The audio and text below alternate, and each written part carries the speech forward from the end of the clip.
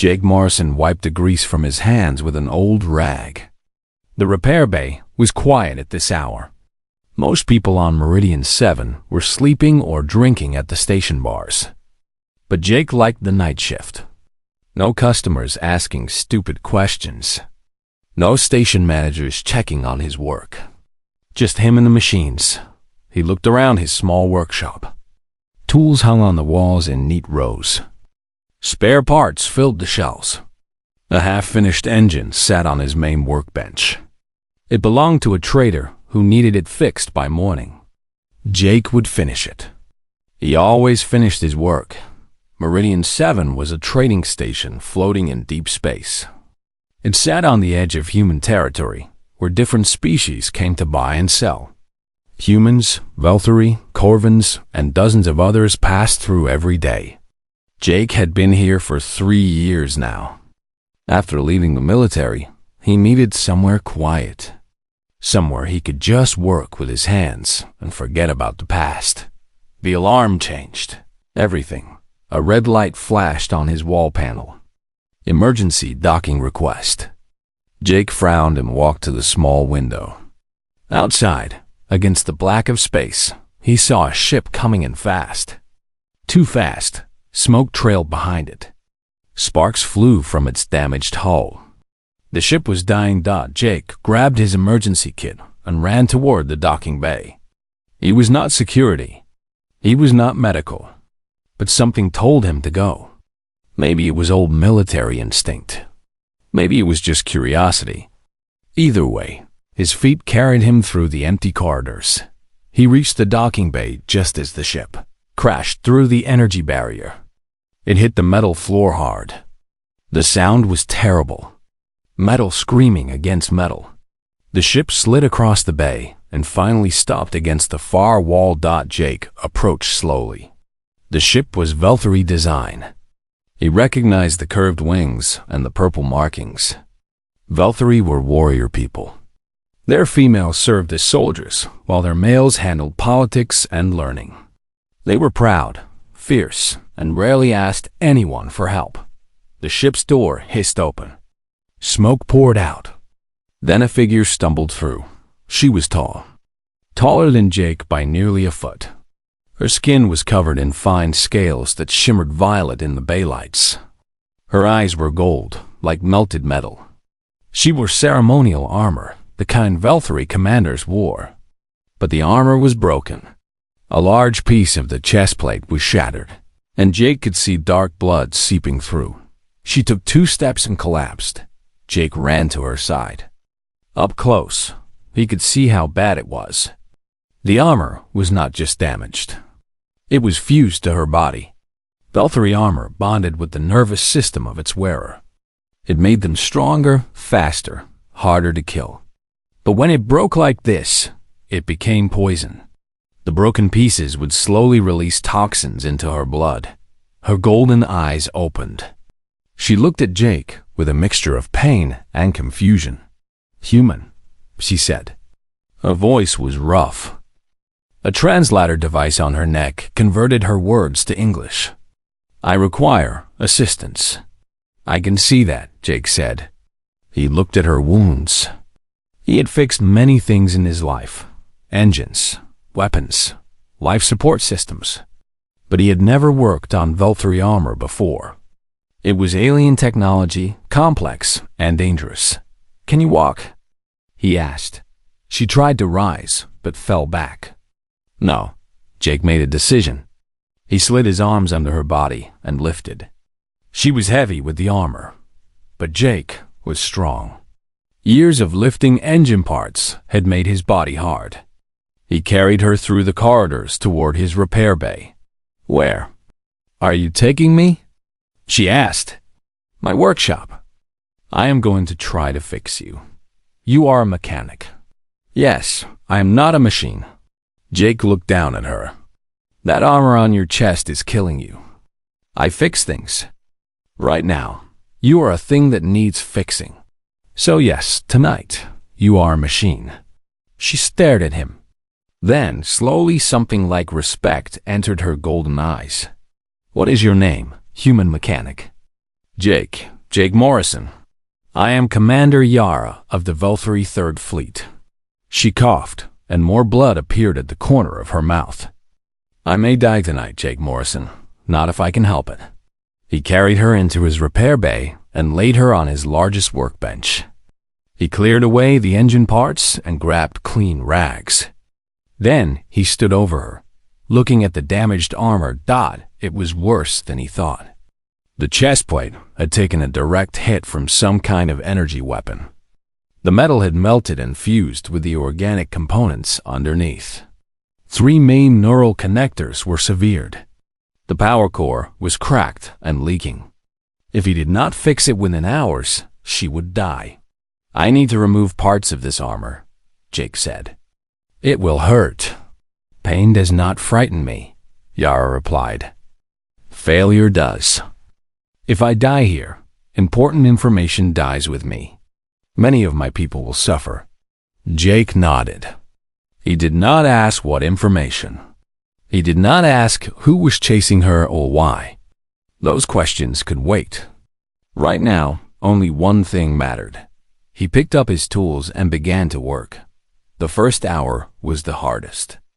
Jake had to learn the armor systems while also keeping Yara alive. He made mistakes. Small ones. Each mistake caused her pain. But she did not scream. She did not cry.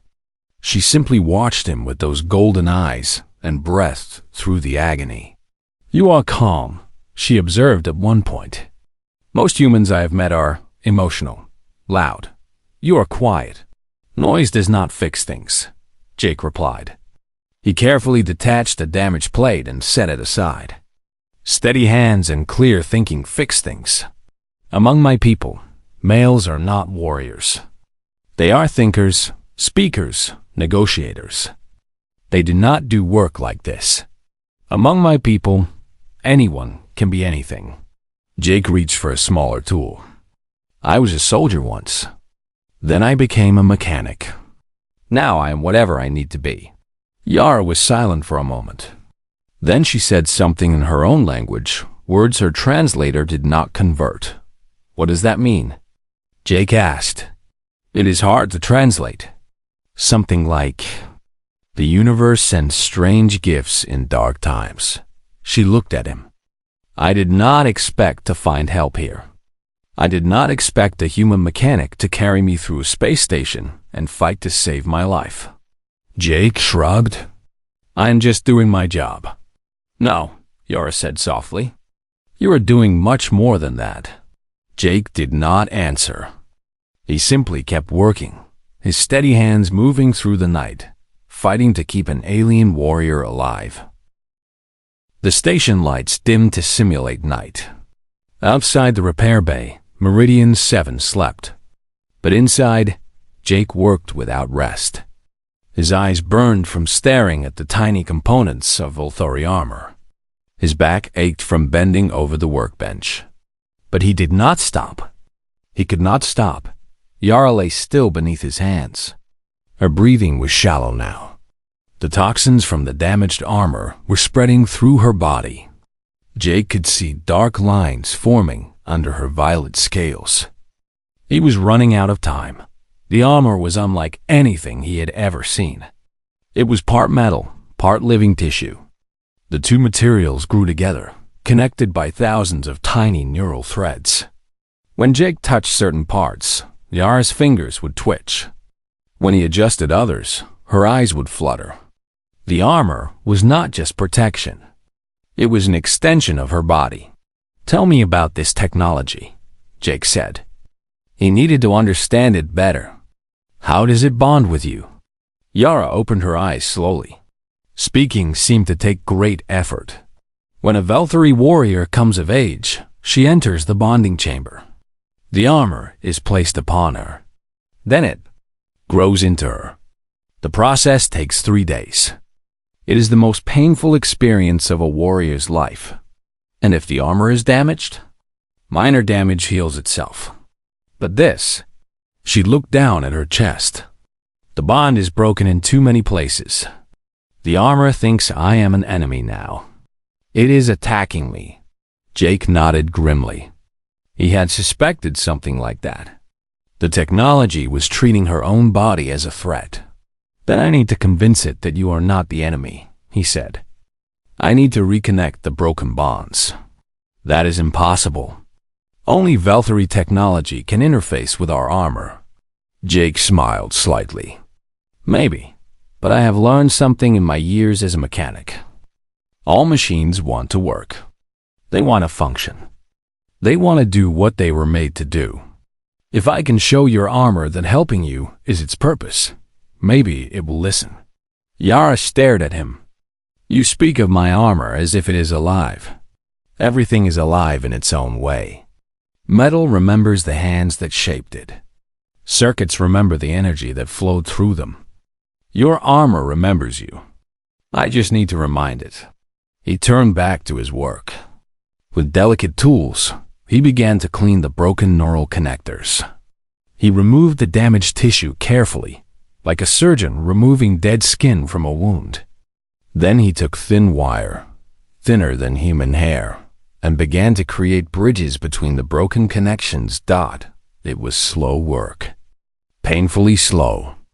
Each connection took minutes to complete. And there were dozens of them. As he worked, Yara watched his hands. "Your hands do not shake," she observed.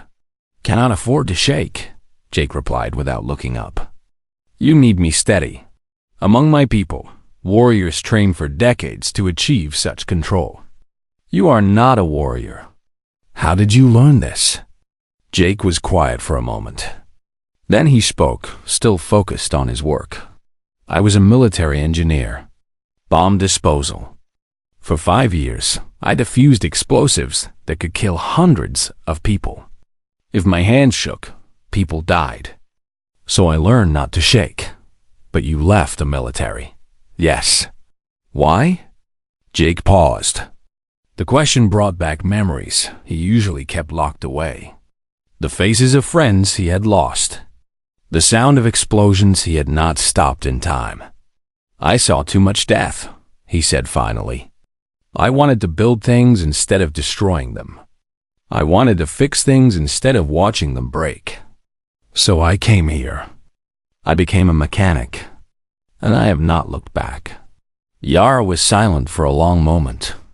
Then she said, "Among my people, we have a word. Kelthera. It means one who carries heavy stones without complaint. One who bears burdens that would break others. You are Kelthera, Jake Morrison." Jake did not know how to respond to that. So he simply continued working. The hours passed. The station lights began to brighten, simulating morning. Jake's body screamed for rest, but he ignored it. He was close now. Most of the neural connections were repaired. The armor was beginning to respond to Yara again. "I can feel it," Yara whispered. There was wonder in her voice. "The armor. It is waking up. Good. That means the repairs are working. More than working." She flexed her fingers. The armor plates along her arm shifted smoothly. "It feels different, better. What did you do?" Jake shrugged. "I cleaned out the damaged parts. I rebuilt the connections. And I talked to it." "Talked to it?" "Yes.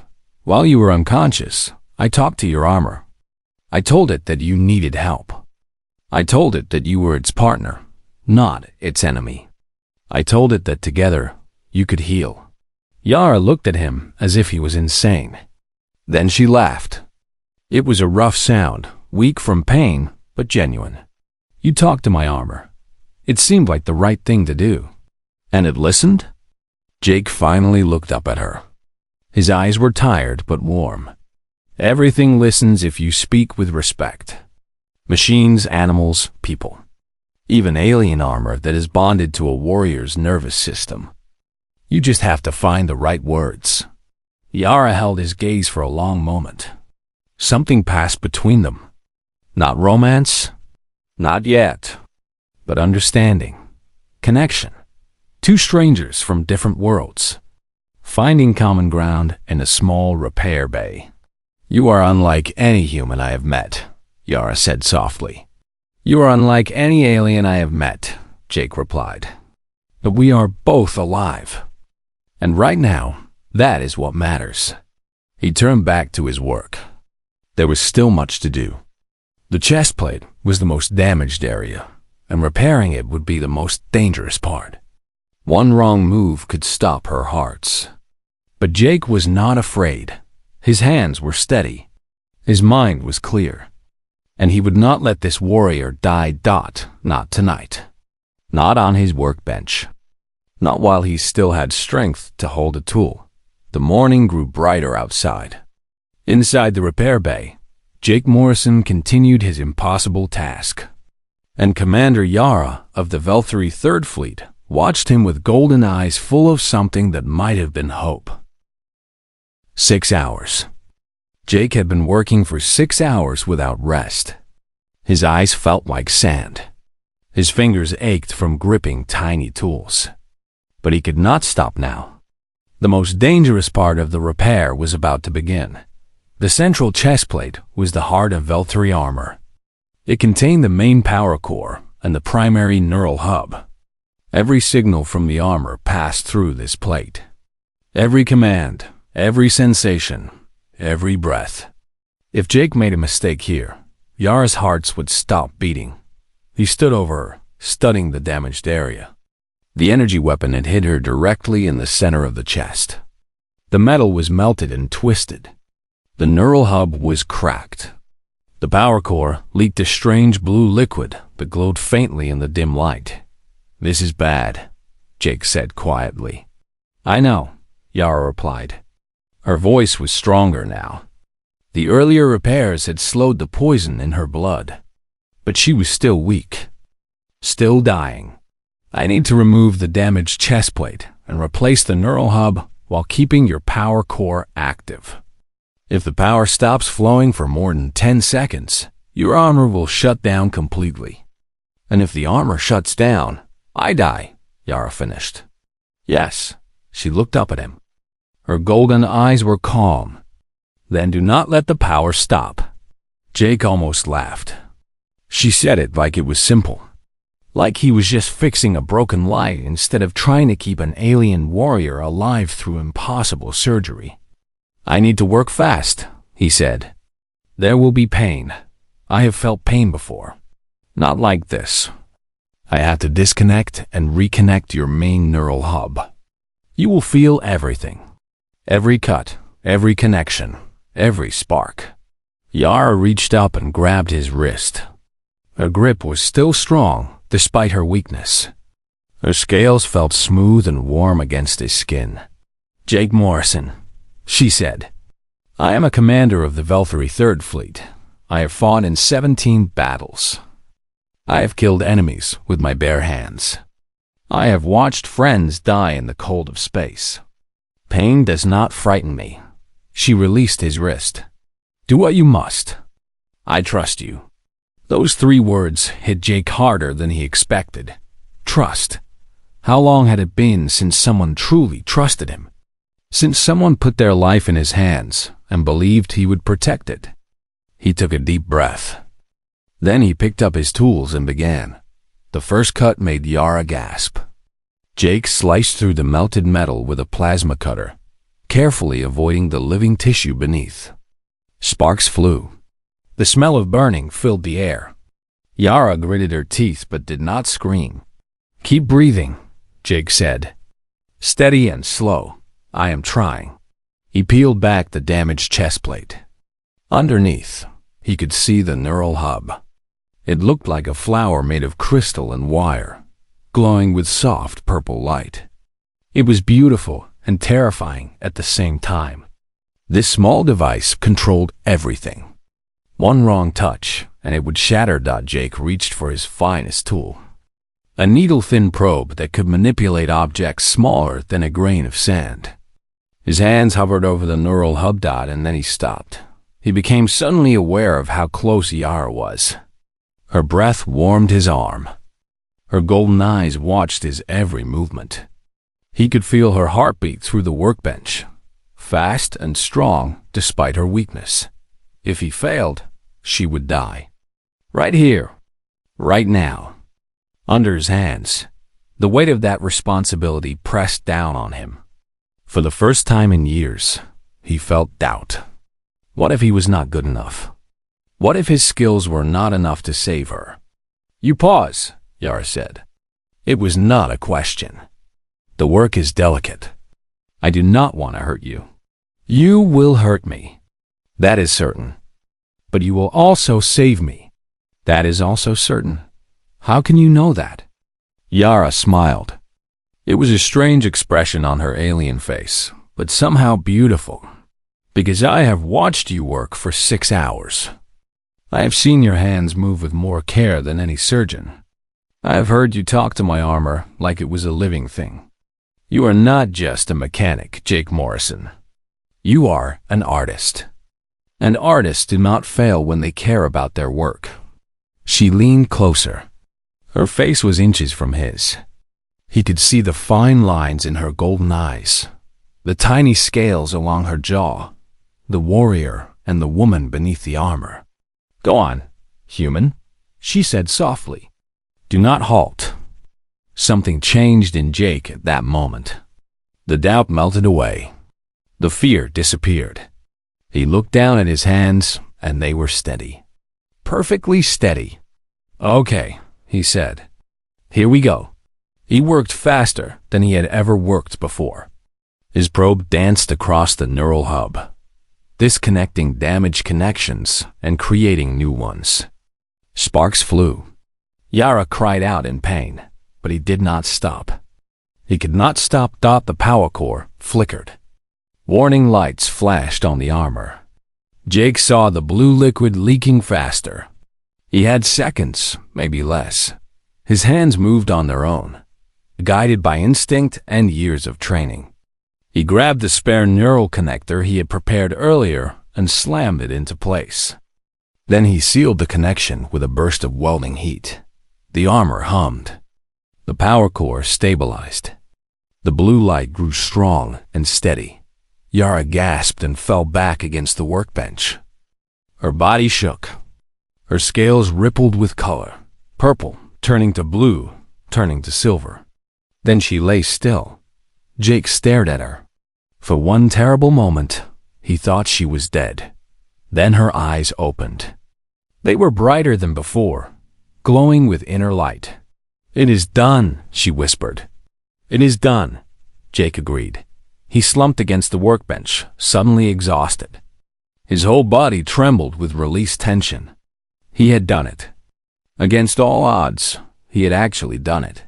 Yara reached out and touched his hand. Her fingers intertwined with his. "Thank you, Jake Morrison," she said. "You have given me back my life. Among my people, this creates a bond that can never be broken. You are my Kelthera now, my burden bearer, my trusted one." Jake looked at their joined hands. Human and alien. Different in so many ways, but connected now by something deeper than words. "You are welcome, Commander," he said. Outside the repair bay, the station continued its endless rotation through space. Inside, a human mechanic and an alien warrior rested together, bound by trust and the memory of a night where steady hands had defied death itself. Jake woke to the sound of alarms. He had fallen asleep on the floor of his repair bay, exhausted from the night's work. Yara was still on the workbench, resting while her armor completed its healing cycle. But now red lights flashed on the walls and a loud siren filled the air. Jake scrambled to his feet. His body ached and his mind was foggy, but he forced himself to move. He ran to his wall panel and checked the security feed. What he saw made his blood run cold. A Velthari warship had docked at Meridian 7. Not just any warship. A command vessel, large and bristling with weapons. And marching down the docking ramp was a squad of Velthari soldiers in full battle armor. At their head walked a male Velthari. Jake knew enough about their culture to understand what that meant.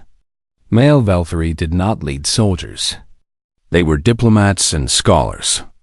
Unless they held extremely high rank, this male wore robes of black and gold. His scales were darker than Yara's, almost black, and his eyes burned with cold intelligence. He moved with the confidence of someone who was used to being obeyed. "Jake." Yara's voice came from behind him. She had risen from the workbench and was looking at the screen over his shoulder. "That is Admiral Koth. Friend of yours?" "No." Her voice was hard. "He is the reason I am here. He is the one who tried to kill me." Jake turned to face her. "Tell me everything." Yara's jaw tightened. For a moment, she looked like she might refuse. Then she spoke. "Admiral Koth is a traitor. For years, he's been selling Velthari military secrets to the Dominion Empire. Ship designs, weapon codes, patrol routes. Thousands of my people have died because of his betrayal." "And you found out?" "Yes. I discovered evidence of his crimes. I was bringing this evidence back to Velthari High Command when his ships attacked me. I barely escaped with my life." Jake looked back at the screen. Koth soldiers were spreading out across the docking bay. They were searching for something. Searching for her. "Does he know you are here?" "He must. My ship's emergency beacon would have transmitted my location before I crashed. Then we need to get you off this station." Yara shook her head. "I cannot run. If I flee, Koth will destroy the evidence. He will continue his betrayal. More of my people will die. And if you stay, he will kill you. Probably. But at least I will die fighting." Jake stared at her. She was serious. She was actually prepared to face an entire squad of soldiers, still weak from her injuries, just to protect evidence that might not even survive. "That is stupid," he said. Yara's eyes flashed with anger. "You would not understand. This is about honor, about duty, about protecting my people." "I understand plenty," Jake replied. "I understand that dead warriors cannot protect anyone. I understand that charging into a fight you cannot win is not brave. It is wasteful." He stepped closer to her. "You trusted me to save your life. Now trust me to help you finish this. We will get you off this station. We will protect your evidence. And we will find a way to expose Koth." "How?" "He has soldiers. He has power. What do you have?" Jake smiled grimly. "I have friends." He activated his communication panel and sent a message. A few minutes later, the door to his repair bay opened. A woman walked in. She was human, tall and athletic, with short dark hair and sharp eyes. She wore the uniform of Meridian 7 security, and she carried herself like someone who knew how to fight. "Jake," she said, looking at Yara with curiosity. "When you said you needed help, you did not mention you had an alien commander hiding in your workshop." "Lisa. Meet Commander Yara. Yara, meet Lisa Park. She runs security on this station." Lisa crossed her arms. "A Velthari warship just docked at my station without permission. Soldiers are searching everywhere. And Station Command is getting very nervous. Want to tell me what is happening?" Jake explained quickly. "The evidence. The betrayal. The assassination attempt." Lisa listened without interrupting. When he finished, she let out a long breath. "So you want me to help you smuggle an alien fugitive off my station while facing a Velthari admiral who wants her dead?" "Yes, and you know that if we get caught, we will probably start a war between humans and Velthari." "Yes." Lisa looked at Yara. "Is what he says true? About this Admiral Koth?" Yara met her gaze. "Every word. I have the evidence stored in my armor's memory core. If you can get me to Velthari space, I can bring Koth to justice." Lisa was silent for a long moment. Then she shook her head and laughed. "Jake, you are going to get us all killed." "Probably." "Are you in?" Lisa's smile faded. She looked serious now. "You saved my brother's life 3 years ago.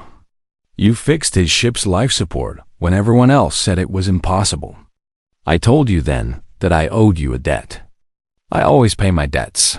She turned to Yara. Commander, I cannot promise we will succeed, but I can promise that we will try. And humans do not give up easily. Yara looked between the two humans. These strange, small creatures who live such short lives but burn so brightly.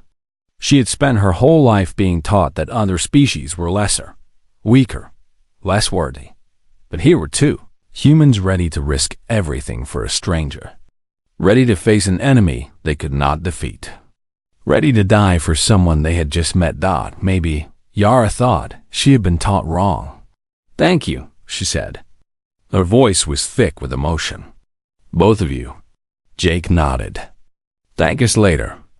Right now, we need a plan. The three of them gathered around Jake's workbench.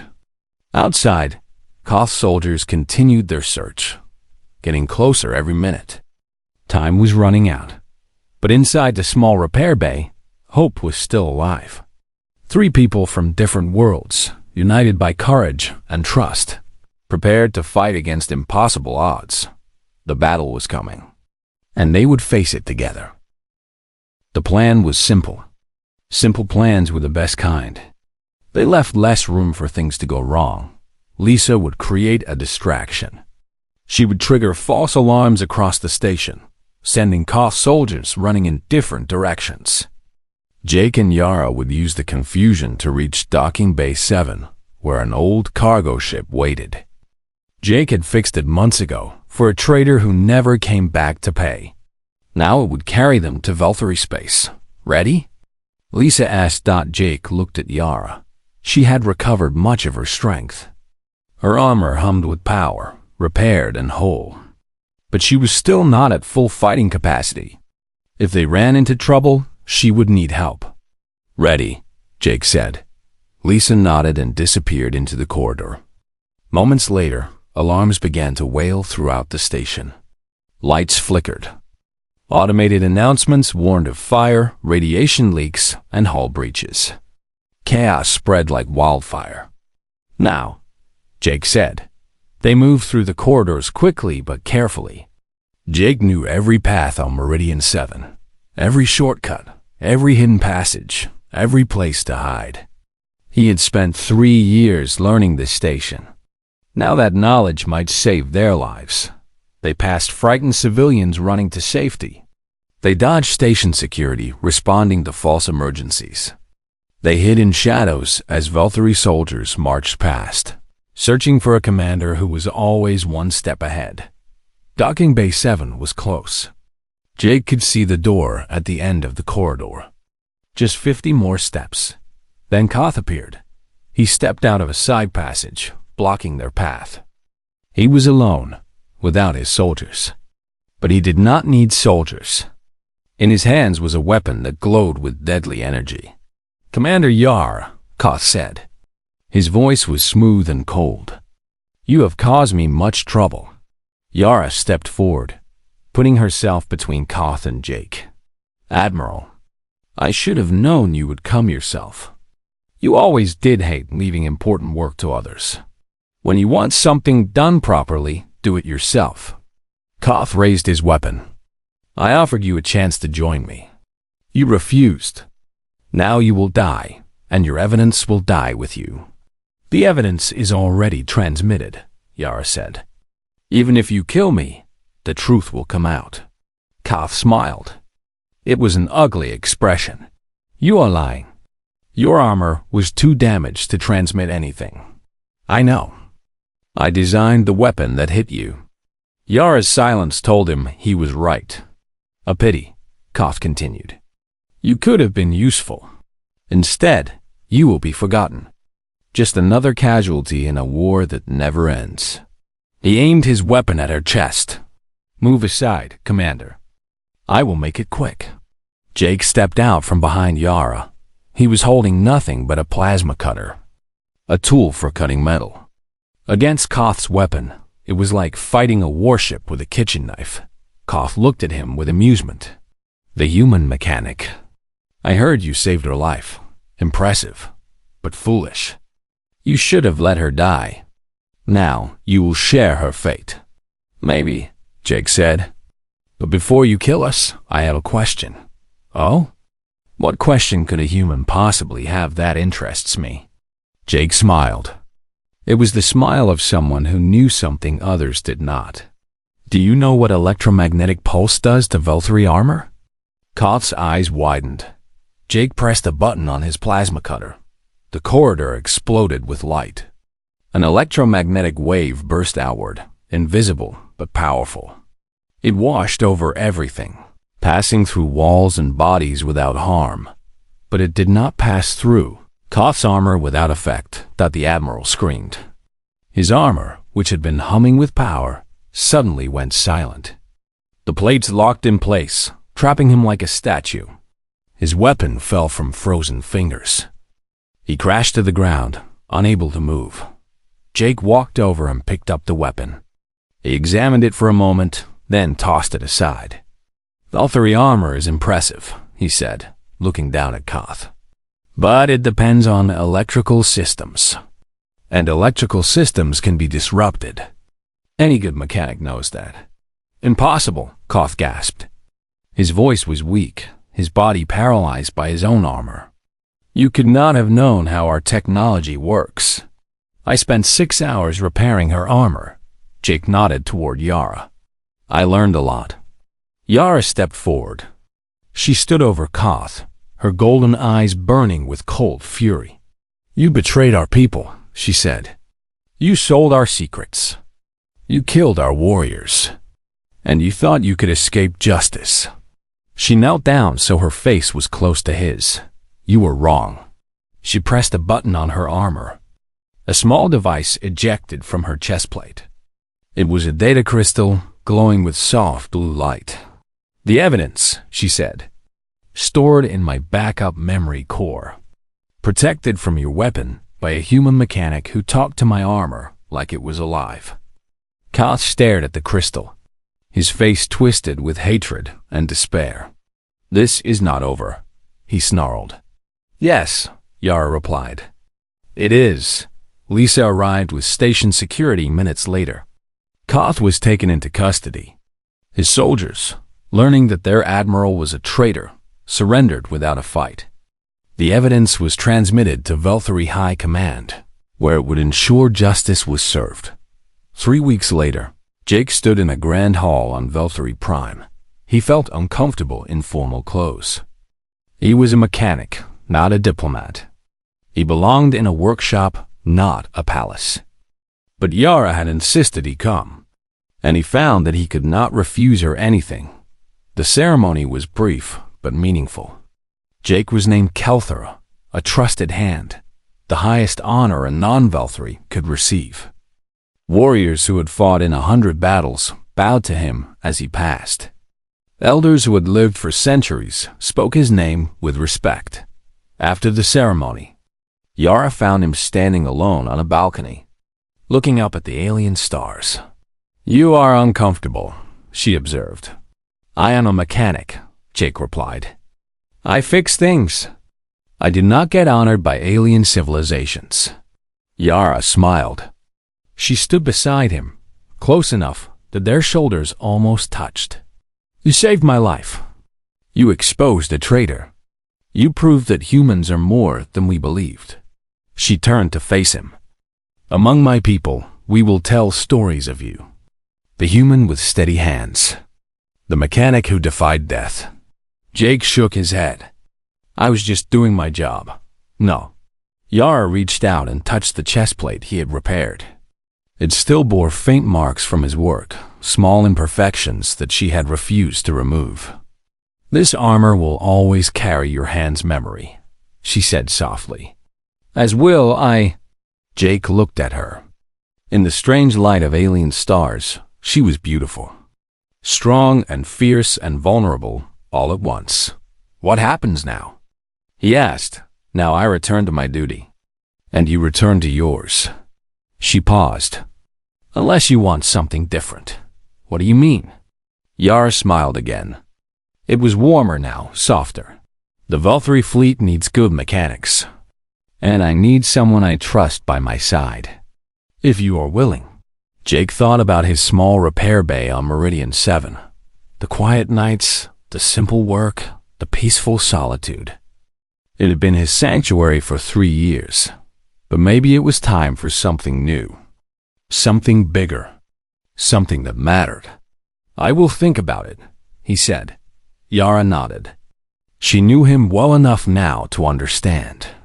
He would come. In his own time, in his own way, he would come. They stood together on the balcony, watching the stars. A human and an alien, bound by trust and respect, and something that might become love. And somewhere in the galaxy, stories began to spread. Stories of a human mechanic who faced impossible odds and won.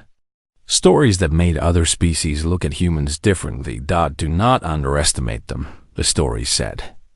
Especially the ones with steady hands. They will surprise you every time.